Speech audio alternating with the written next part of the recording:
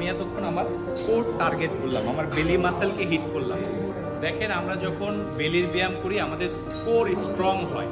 তো আমার যে অ্যাবডোমিনাল মাসেল আছে এগুলোর মধ্যে ট্রান্সভার্স অ্যাবডোমিনাস, রেকটাস অ্যাবডোমিনাস, তারপর ইন্টারনাল এক্সটার্নাল যে অবলিক, এগুলোর টার্গেট হচ্ছে। এই কারণে কি হচ্ছে, আমি ডেডলিফট ভালো দিতে পারছি, আমি আমার ব্যাকের ব্যায়াম ভালো করতে পারছি। তো বেলি কিন্তু শুধু বেলি ফ্যাট যে কমবে তা না, আর বেলি ফ্যাট কিন্তু বেলি মেরে কমে না, আপনার অল ওভার ব্যায়াম, তারপরে আপনার ডায়েট যদি ডেফিসিয়েটে থাকে তখন গিয়ে কমবে। হ্যাঁ, এই জিনিসটা মাথায় রাখতে হবে। আর একটা জিনিস ট্রাই করবেন, ফ্যাট কিন্তু ওভারঅল বডি থেকে কমতে শুরু করে। আপনি বেলি মারবেন যে বেলি জায়গা থেকে ফ্যাট কমবে, বিষয়টা এমন না।